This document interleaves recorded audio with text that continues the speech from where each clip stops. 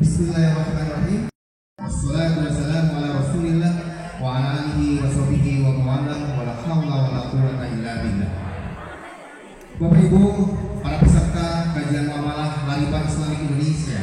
Pertama-tama marilah kita panjatkan puji syukur kehadirat Allah Subhanahu wa taala yang atas izinnya kita bisa berkumpul dan bisa tolabul ilmi pada hari ini. Salawat besar salam marilah kita haturkan kepada junjungan kita Nabi besar Muhammad Sallallahu Alaihi Wasallam. Tapi sebelum acara kita mulai, kita mau tes ombak dulu. Yel-yel Lariban Islamic Indonesia. Kalau saya bicara, kalau saya bilang ucapkan Lariban Islamic Indonesia, tangan ibu semua seperti ini. Coba kita coba ke atas tangannya. Kalau saya ucapkan Lariban Islamic Indonesia, bisnisku ibadahku. Siap, Bapak Ibu sekalian? Siap. Lariban Islamic Indonesia, bisnisku ibadahku. Sekali lagi, Lariban Islamic Indonesia, bisnisku ibadahku. Keren banget. Baik Bapak sekalian. Dan acara berikutnya adalah pembacaan kalam suci Al-Quran yang akan disampaikan oleh Ustaz Denny. Kepada Ustaz Denny, waktu dan tempat kami sediakan.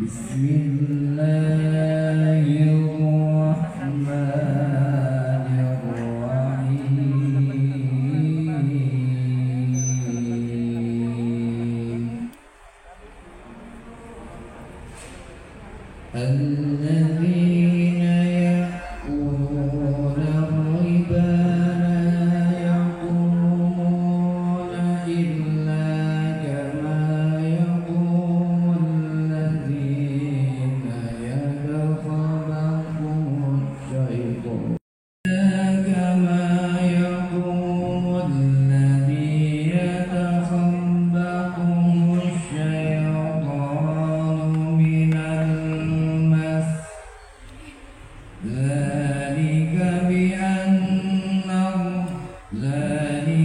بأنهم قالوا إنما البيع مثل الربا والله لا يحب كل كفار أثيم إن الذين آمنوا وعملوا الصالحات وأقاموا الصلاة وآتوا الزكاة لهم أجرهم عند ربهم ولا خوف عليهم ولا هم يحزنون. Mengamalkan riba tidak dapat berdiri melainkan seperti berdirinya orang yang kesurupan setan karena gila. Yang demikian itu karena mereka berkata bahwa jual beli itu sama dengan riba, padahal Allah telah menghalalkan jual beli dan mengharamkan riba. Barang siapa mendapat peringatan dari Tuhannya lalu dia berhenti, maka apa yang telah diperolehnya dahulu menjadi miliknya dan urusannya terserah kepada Allah. Barang siapa mengulangi, maka mereka itu penghuni neraka, mereka kekal di dalamnya. Setiap orang yang tetap dalam kekafiran dan bergelimang dosa, sungguh orang-orang yang beriman mengerjakan kebajikan, melaksanakan sholat dan menunaikan zakat, mereka mendapat pahala di sisi Tuhannya. Tidak ada rasa takut pada mereka dan mereka tidak bersedih hati. Bertakwalah kepada Allah dan tinggalkanlah sisa riba yang belum dipungut jika kamu orang yang beriman. Jika kamu tidak melaksanakannya, maka umumkanlah perang dari Allah dan Rasul-Nya. Tetapi jika kamu bertobat, maka kamu berhak atas pokok hartamu. Kamu tidak berbuat zalim merugikan dan tidak zalim juga dirugikan. Jika kamu tidak melaksanakannya, maka umumkanlah perang dari Allah dari Rasul-Nya. Tetapi jika kamu bertobat, maka kamu berhak atas pokok hartamu. Kamu tidak berbuat zalim, merugikan dan tidak dizalimi atau tidak dirugikan. Itu lebih baik bagimu jika kamu mengetahui. Shadaqallahul azim, maha benar Allah dengan segala firman-Nya. Assalamualaikum warahmatullahi wabarakatuh. Heri Taufik kepada Pak Haji waktu ditempatkan di sini. Warahmatullahi wabarakatuh. Alhamdulillahirabbil alamin wallazi arsala rasulahu bil huda wa dinil haq liyudhhirahu 'ala dini kullihi walau karihal musyrikun. Asyhadu an la ilaha illallah wa asyhadu anna Muhammadan abduhu wa rasuluh. Allahumma shalli ala Muhammad wa ala ali Muhammad. Assalamualaikum ya Rasulullah. Dengan hati yang suci, mari kita panjatkan puji. Dari tempat yang makmur, mari kita panjatkan syukur pada pemilik alam, pencipta manusia, pembolak-balik hati manusia, Allah Subhanahu wa Ta'ala. Jangan lupa sholawat tetap tercurahkan kepada pahlawan revolusi Islam Nabi besar Muhammad Sallallahu Alaihi Wasallam. Yang terhormat Bapak Ketua Islamic Lariba Indonesia, Bapak Haji Suliman. Kalau dari instansi baru keluar saja dari tempat kerjanya, tapi hijrahnya apakah benar karena Allah atau karena tuntutan kerja yang terlalu berat dan terpaksa harus keluar gitu. Ya itu Tante Popi yang nanti akan memberikan ilmunya. Apa yang saya tanggapi dari Tante Popi, kalau kita kebanyakan hijrah itu karena kepepet, tapi kalau beliau hijrah itu lagi puncak-puncaknya. Kalau saya belum tentu per bulan dapat 70 juta gajinya, mau keluar atau pedagang. Kenapa jadi pedagang? Itu perintah Allah. Bahwa baiknya wahana riba kan jual beli dan tinggalkan riba. Dan kenapa kami jadi pebisnis dari pedagang? Ya memang contohnya Rasulullah jadi pebisnis dia pedagang. Bahkan lamanya dia dari Rasulullah lama jadi pedagang 25 tahun, Rasulullah 23 tahun. Apakah kita mau mencontoh siapa lagi role model yang kita akan contohkan? Maka sekali lagi jangan khawatir, jangan bimbang, jangan terus sama-sama kita belajar, karena riba itu bukan lembaga keuangan, tapi riba itu suatu komunitas, suatu kumpulan pengusaha muslim yang telah riba. Tapi masih ada, tapi kita bersama-sama berjuang untuk keluar dari riba itu bisa pasti. Kalau kita yakin pasti Allah bantu, pasti Allah kasih jalan. Jangan khawatir, dari Allah itu tidak akan bohong, tidak akan jalin, pasti terjadi. Tapi tergantung kita yakin apa tidak. Gitu. Sekali lagi kepada para pendekar riba atau yang baru, mari kita sama-sama gabung, karena riba itu mempunyai 3 fokus. Jadi fokus pertama yaitu fokus di kajian bagaimana mengubah mindset kita. Yang kedua fokus di bisnis. Yang ketiga fokus di dakwah. Jadi pemimpin beserta tim kesini dan itu untuk dakwah Sumedang berbagi ilmu, berbagi pengalaman. Mudah-mudahan kita bisa menerima ilmu tersebut. Mudah-mudahan bermanfaat dan berkah.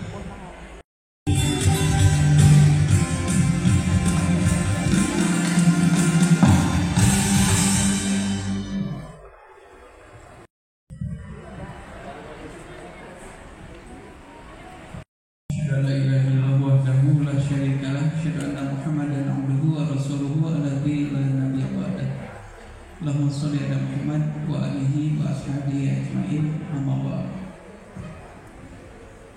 Alhamdulillah hari ini bertemu kembali dengan ikhwat iman semua, saudara-saudara Lariba Islamic Indonesia Sumedang. Sebelum saya ngomong, saya biasa nanya dulu, yang pernah ngaji bareng sama saya angkat tangannya. Yang pernah ngajinya bareng sama saya. Yang pernah ngaji Lariba? Oke, nggak apa-apa. Nggak apa-apa. Nggak kelihatan yang belakang karunya. Karena Pak Haji Heri, Bu Aida, Pak Rudi Susanto, kalau siang, kalau malam Susanti. Hidup tanpa riba, mungkin nggak kita nggak punya cicilan, mungkin nggak kita bisa punya rumah, punya mobil, punya apapun dengan tanpa riba, tanpa cicilan. Ya salah satunya yang sudah terbukti mampu, ya salah satunya Tante Kopi. Dan sebetulnya di Lariba nggak hanya Tante Kopi saja, ada puluhan, ratusan orang yang sudah membuktikan bahwa ternyata tidak punya utang, tidak punya riba itu bisa. Yang membuat tidak bisa itu adalah mindset kita sendiri. Kita membatasi mindset kita ketika kita berkata bahwa kita tidak akan mampu, ya sampai kapanpun kita tidak akan mampu. Pak, Bu, hijrah itu tentu saja sering diartikan dari sesuatu yang akhirnya gitu disederhanakan oleh ustadz-ustadz, berpindahnya dari sesuatu yang tidak baik menjadi sesuatu menuju sesuatu yang baik, yang haram kemudian ke arah yang halal. Tapi yang sulit itu bukan hanya fisiknya saja yang hijrah. Ketika Rasulullah pindah dari Makkah ke Madinah itu, yang sulitnya itu bukan fisiknya saja. Yang paling sulit dari hijrah itu adalah hijrah mindsetnya juga, hijrah pikirannya juga. Hijrah dalam proses yang harus menjadi lebih baik pikirannya, itu yang lebih susah sebetulnya. Kalau hanya hijrah fisiknya saja, ketika ibu pindah dari Sumedang ke Garut dengan tujuan yang lebih baik, kalau fisiknya aja, besok tinggal naik mobil, posisinya ada di Garut, bisa ya bisa.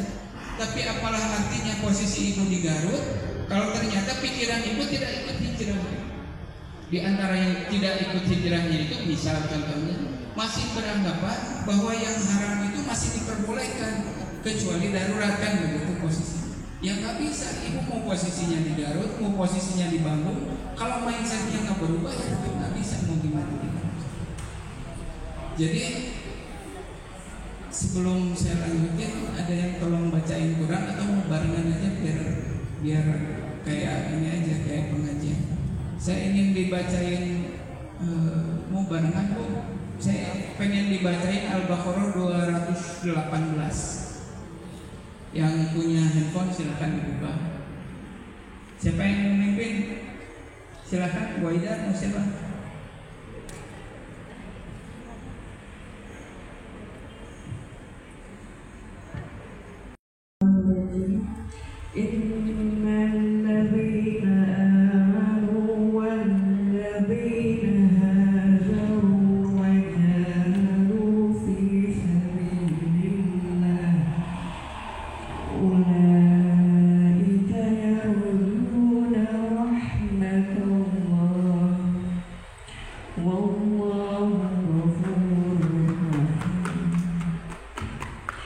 Sesungguhnya orang-orang yang beriman dan orang-orang yang berhijrah dan berjihad di jalan Allah, mereka itulah yang mengharapkan rahmat Allah. Allah Maha Pengampun, Maha Penyayang.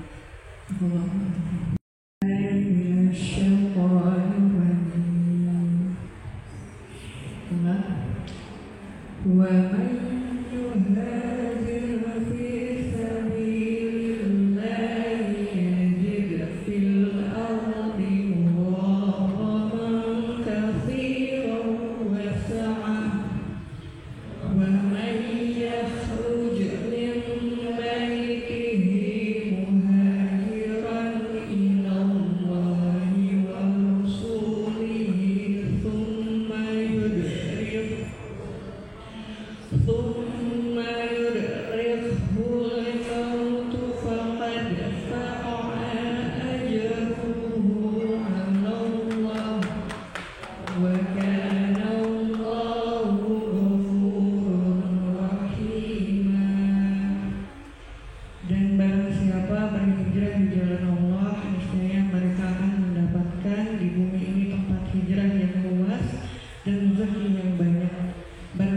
keluar dari rumahnya dengan bermaksud berhijrah karena Allah dan Rasul-Nya, kemudian kematian menimpanya sebelum sampai ke tempat yang dituju, maka sungguh pahalanya telah ditetapkan di sisi Allah, dan Allah Maha Pengampun, Maha Penyayang.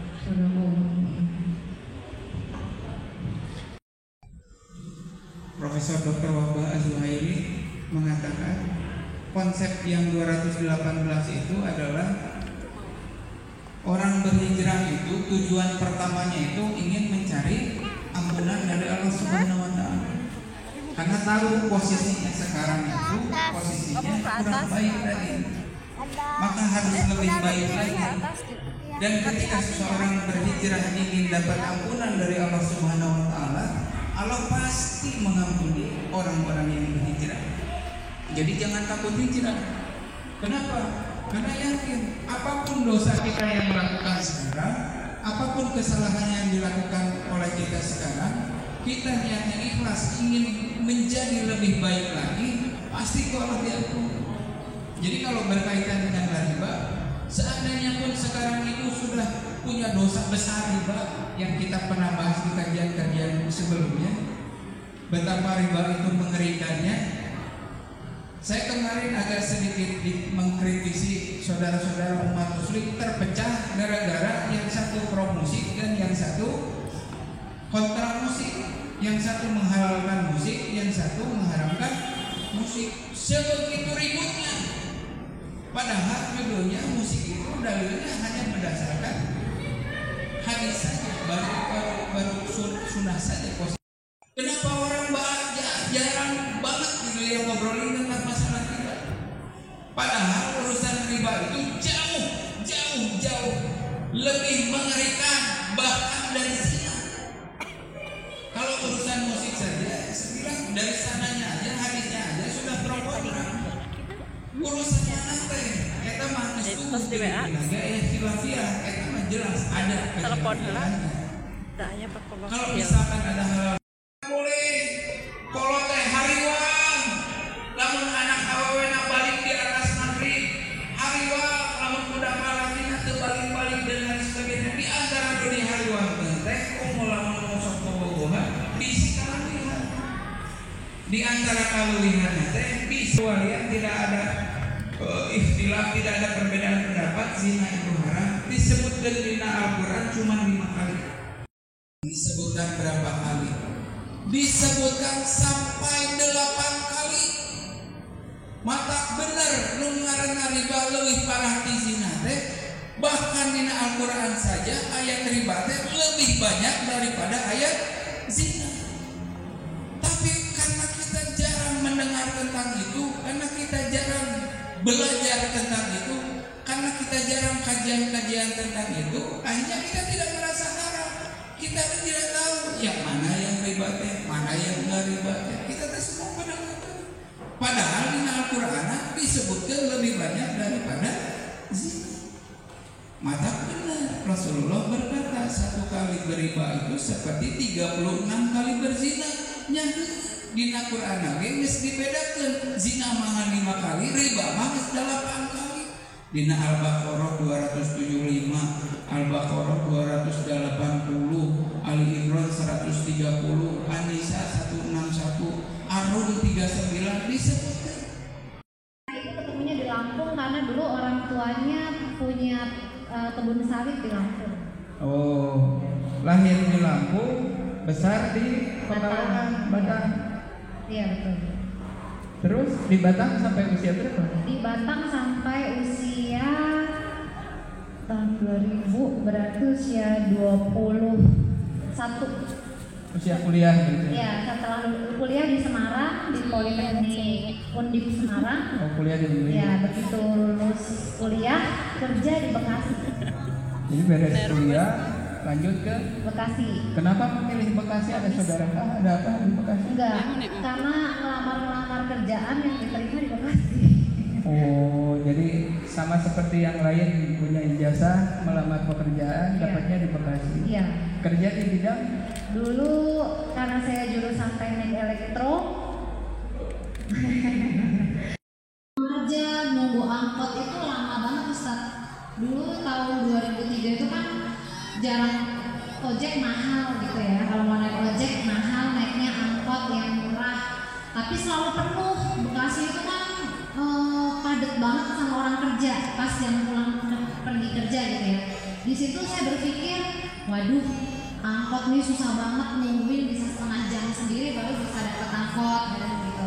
Nah, karena problem yang saya hadapi, kesusahan nyari angkot itu, saya pikir, wah berarti angkot ini bisa cek supir nama bobohan si tengil ditanya bobohan ke supir angkot di penghasil. Sampai akhirnya saya nemuin, oh ternyata setorannya sehari 250.000, saya kaliin 30 hari berarti dapat deh tuh ya 7,5 juta gitu ya sebulan. Sementara gaji saya 2003 itu saya 2 juta start gajinya.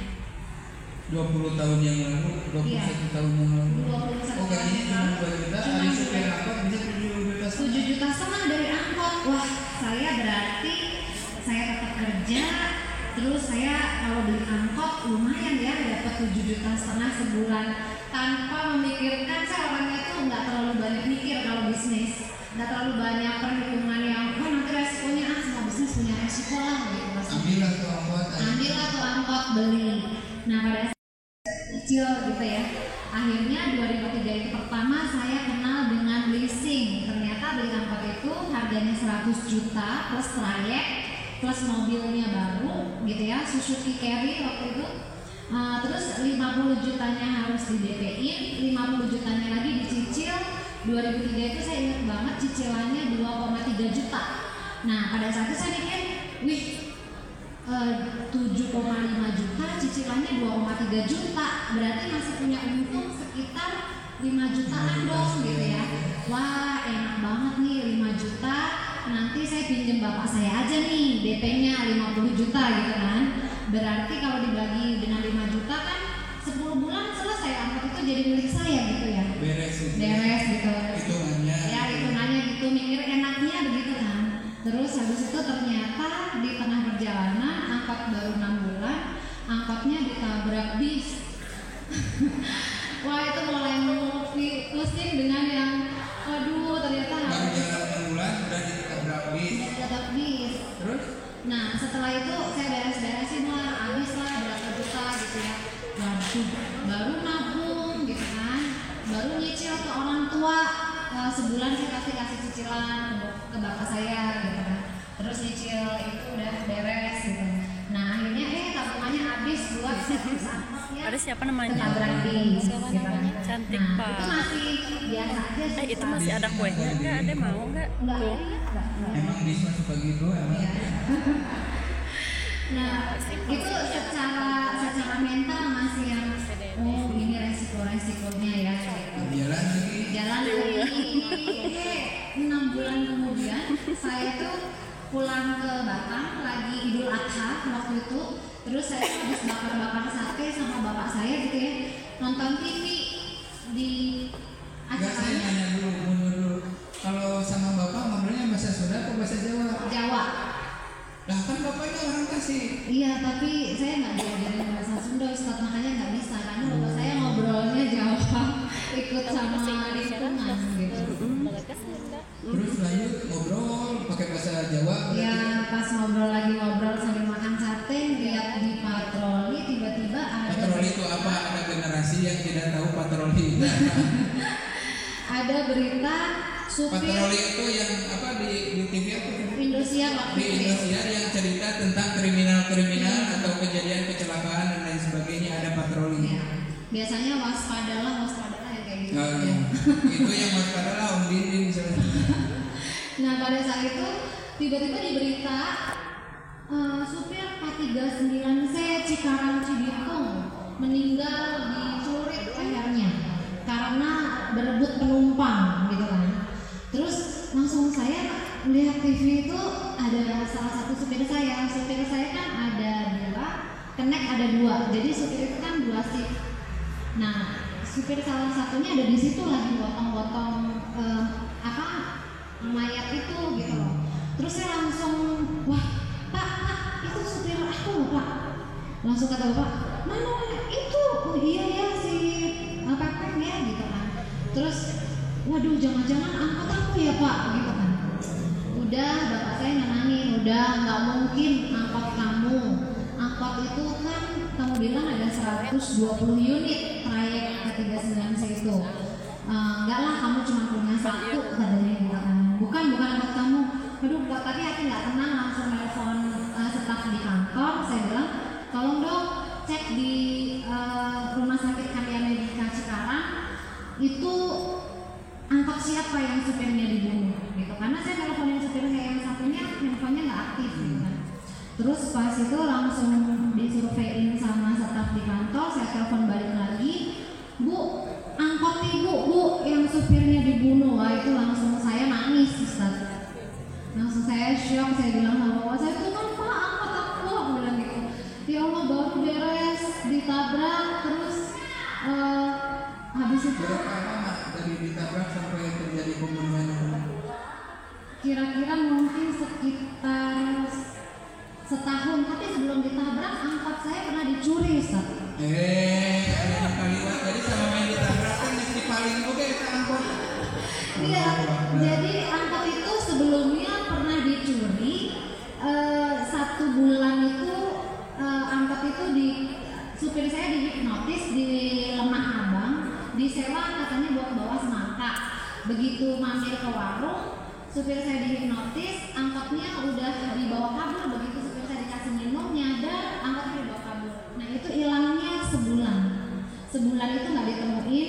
Baru saya ditelepon sama Polres Metro Bekasi itu, ketika ditemuin pun angkotnya udah bangkunya ada yang nggak ada, tagnya udah nggak ada, ya udah kayaknya udah mulai dipretelin untuk dijual, dipretelin. Alhamdulillahnya tidak dipretelin sampai ke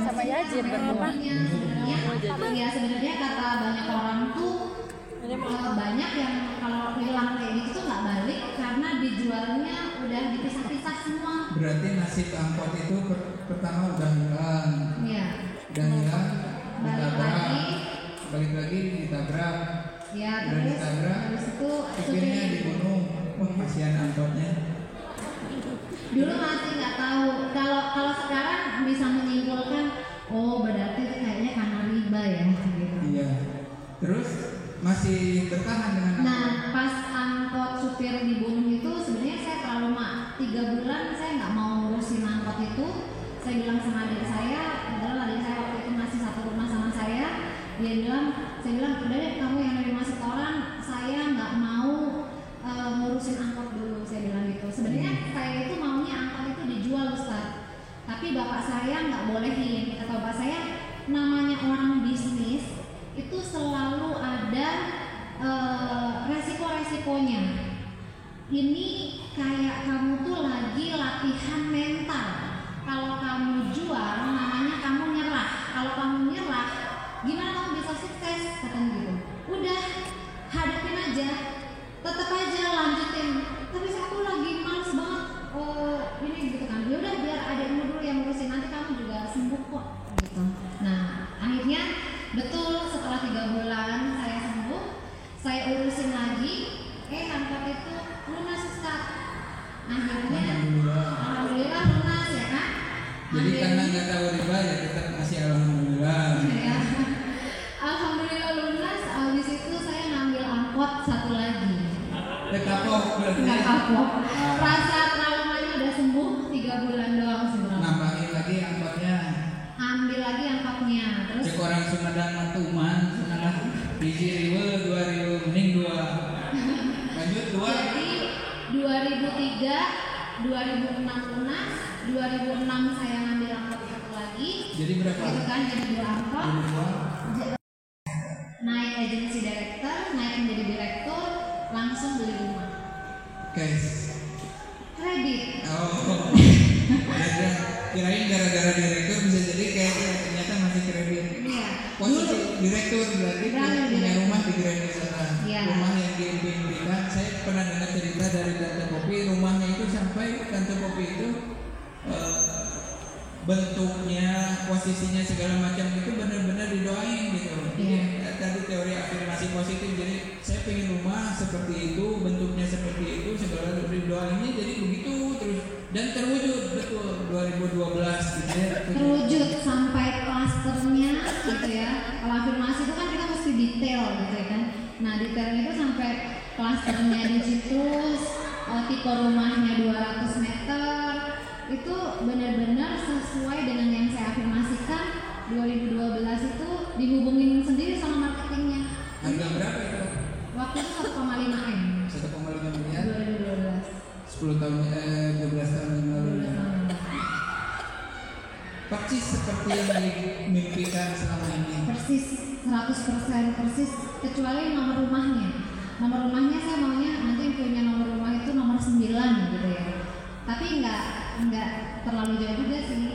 Nomornya dapat 27 Ustaz. Jadi 2 plus 7 9 juga gitu. Sehingga tukang kiu-kiu aja.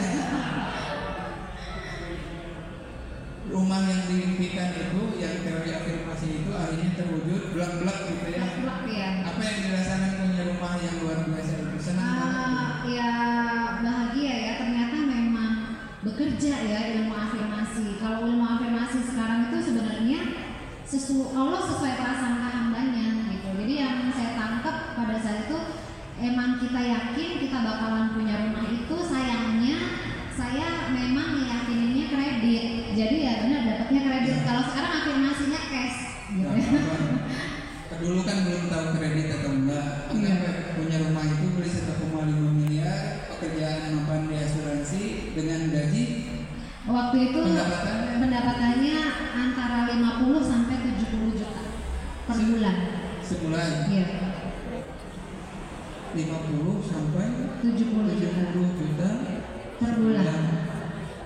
Punya rumah di Greenwich. Ya, nyicil rumah, nyicil mobil juga. Oh, mobil juga. Iya. Mobil impian juga. Mobil impian juga, CX-5 waktu itu. CX-5, Mazda CX-5. Warna merah. Warna putih. Posisi di 2012. Tidak ada masalah, jalan sampai Semua berjalan normal gitu ya. Terus pas sampai 2016, 4 tahun jadi agency director itu kan mulai punya kebebasan uang sama kebebasan waktu. gitu. Kan uangnya banyak, pendapatannya bagus. Pengen seimbang antara dunia akhirat waktu itu gitu. Luar biasa. Tapi keinginan itu masih tetap ada gitu ya. Iya. Untuk lebih baik lagi. Kajian Kajian lah waktu 2016 itu kebetulan pas lagi pengen kajian, pas ada temen yang juga lagi, dia tuh dulunya tuh teman saya tuh perempuan tuh dulunya pakainya tuh seksi-seksi gitu ya. Tiba-tiba tuh pakai syar'i gitu kan. Terus saya penasaran, saya tanya, kamu kajian di mana kok hebat ya bisa berubah gitu kan. Terus kata dia, oh saya kajian di Cibubur. Nah waktu itu saya dari Grand Wisata ke Cibubur setiap hari Rabu Kamis saya kajian di Cibubur. Ternyata di situ ustadznya ada Ustadz Khalid Basalamah. Saya nanya dulu waktu pas 2016 posisi Tante Popi sudah berkerudung atau belum? Berkerudung kan? Sudah.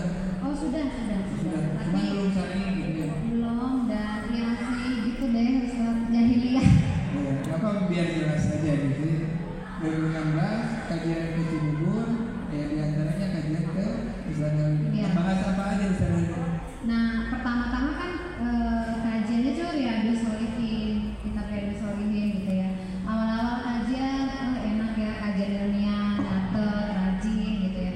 Nggak tahu di kajian keberapa tiba-tiba nyampe di bab asuransi. Ada asuransi yang dibahas, dan pas bahas asuransi itu saklek gitu loh, bilangnya tuh asuransi itu haram. Ustadz Khalidnya.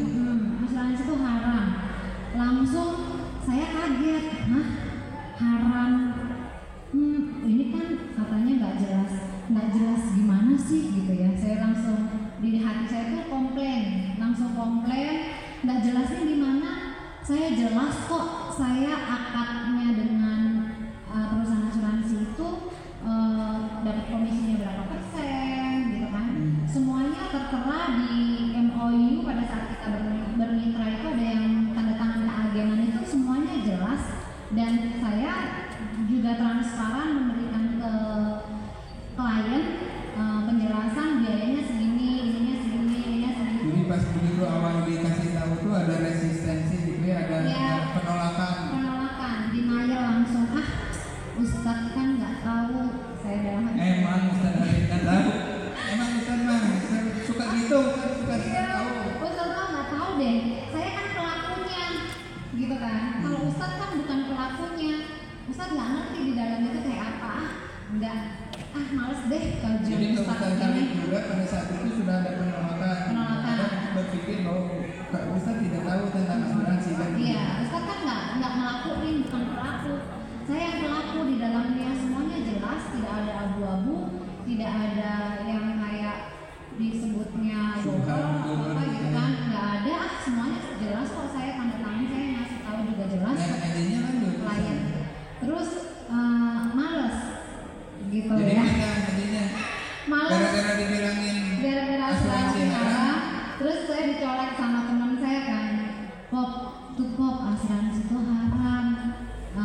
Nanti deh coba kamu telaah lagi, bener gak sih pekerjaan kamu? Enggak, bener pekerjaan aku bilang gitu.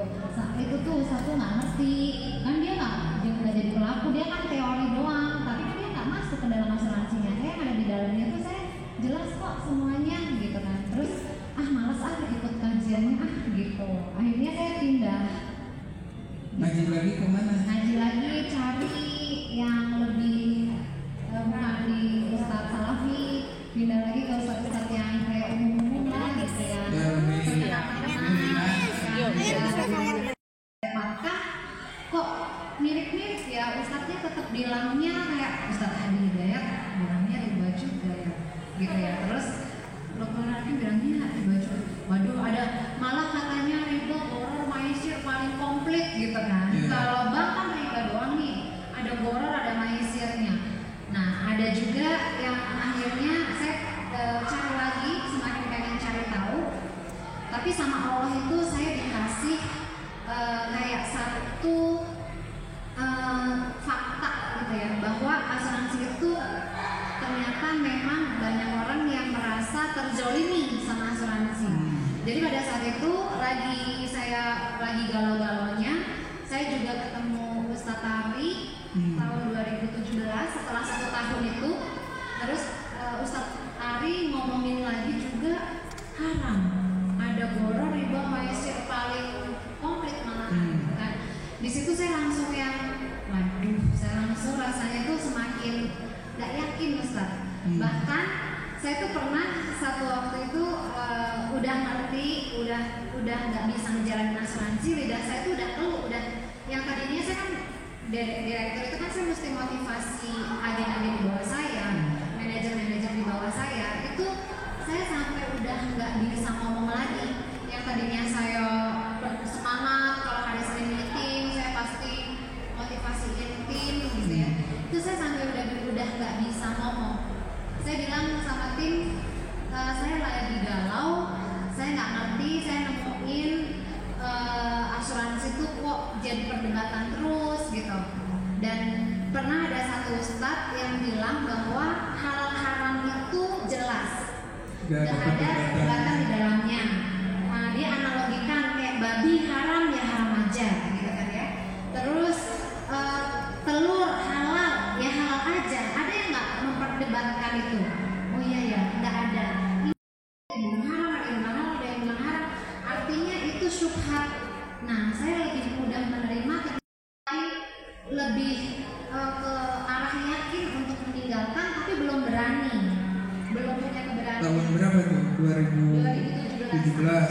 Sudah yakin bahwa riba itu haram, tapi melangkahnya agak sedikit takut. Iya, takut. Terus, nah pada saat saya lagi galau-galaunya, lagi takut, terus saya nanti gimana gitu ya? Kalau saya ninggalin asuransi, sementara asuransi sudah menjadi karena saya sudah jadi ketakutan ya, kebayang ya, bisa kehilangan nilai 50-70 juta itu. Iya, dan pada saat itu malah Allah pertemukan saya dengan lagi galau-galaunya gitu, malah saya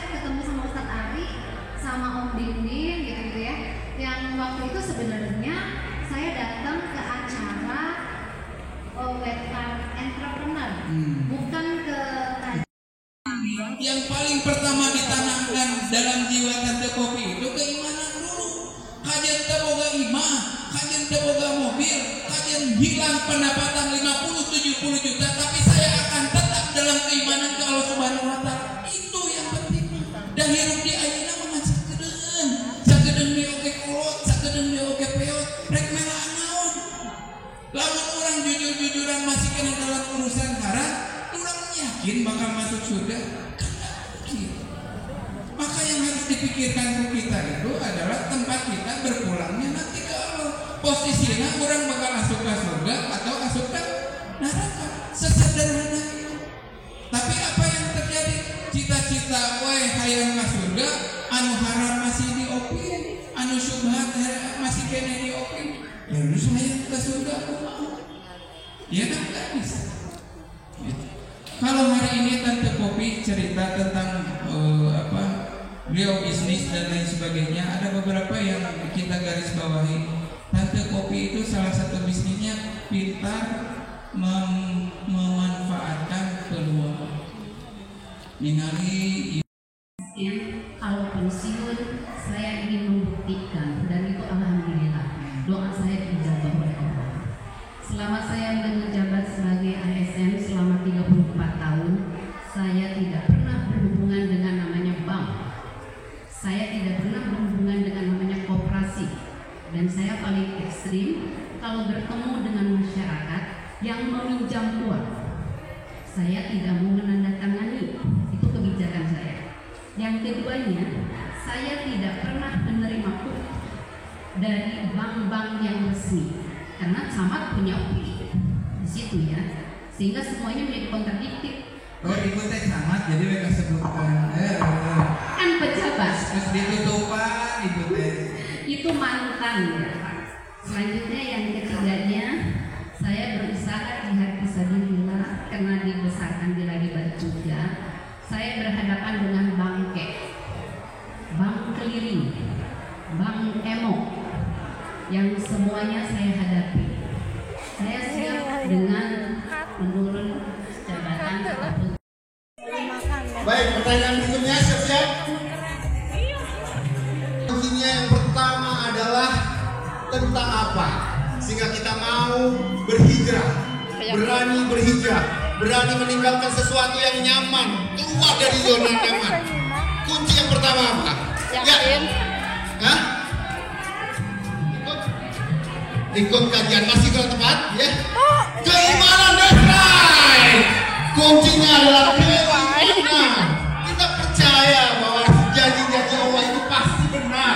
Barang siapa yang meninggalkan sesuatu karena Allah pasti Allah bantu. Mau aku malah sesuai.